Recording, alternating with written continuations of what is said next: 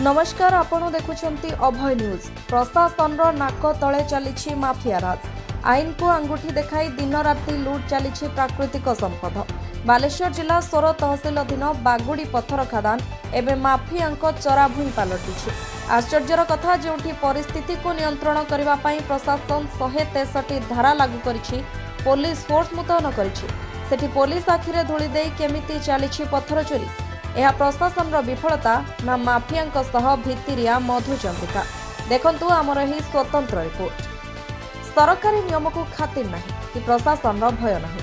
बालेश्वर सोर तहसिल बागुड़ी पहाड़ एवं दिन राति बेआईन भावे लुट चली पत्थर। स्थानीय अंचल में माफिया माने एमिति साम्राज्य विस्तार कर आगे जिला प्रशासन नीरव द्रष्टा।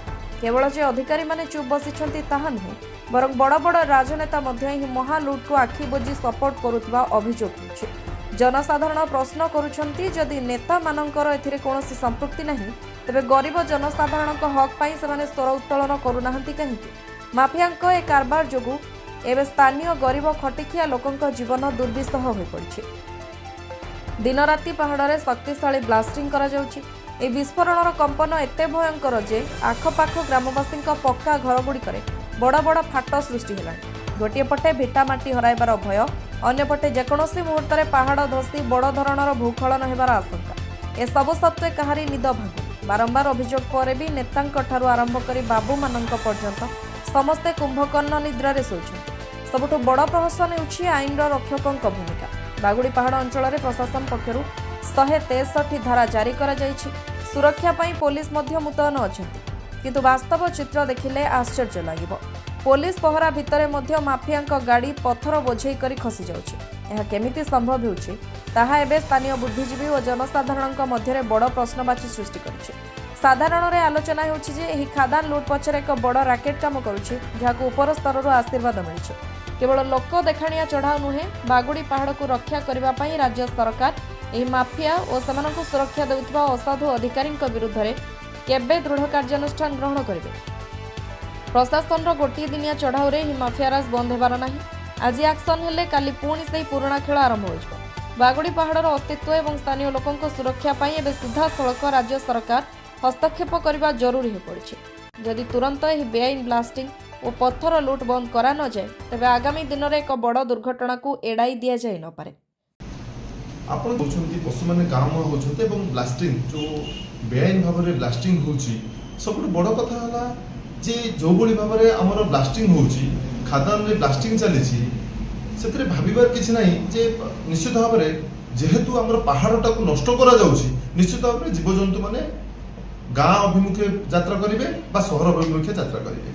काहेकि जाउछन्ती कारण सेमानको मध्य गोटे सुरक्षित स्थान दरकार।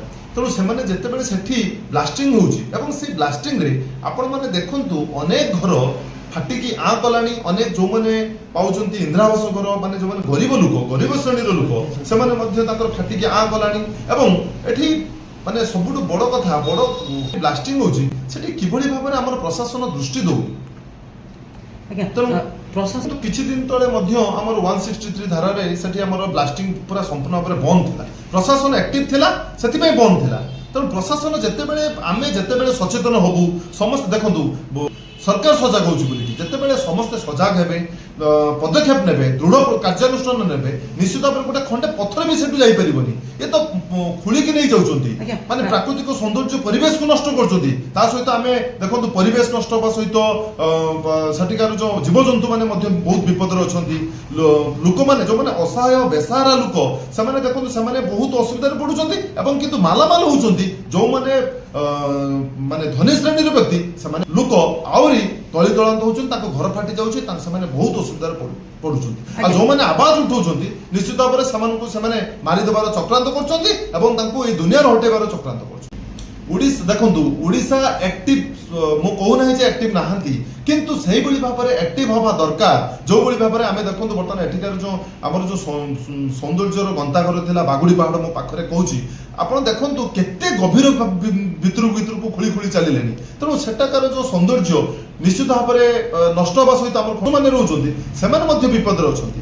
निश्चित भाव में ए बाबद सरकार तत्पर हुंतु एवं तांको माने सेमाने जदि तत्पर न हेबे निश्चित भाव में आमे बहुत किछ हरई देबो। प्रशासन को मोर एतिकी निवेदन निश्चित भाव में जो भली भाव में 2 मास 3 मास तले जो भली भाव में पदक्षेप नहीं से भाव में दृढ़ पदक्षेप नियंतु एवं आमर जो दिने न दिने से पथर सब सरी से कौन करवा आम जो भली भाव में देखो गरम होची माने वृद्धि पाउची यहाँ केवल आमर प्राकृतिक जो भगवान दान को आम नष्ट करूँ बोलिकी यहाँ आपन जदि दृढ़ कार्यानुष्ठान नियंतु एवं निश्चित भाव में आम पुणी से सुरक्षित भाव में रही पारिबो सुरक्षित भाव ब्यूरो रिपोर्ट अभय न्यूज ओडिशा।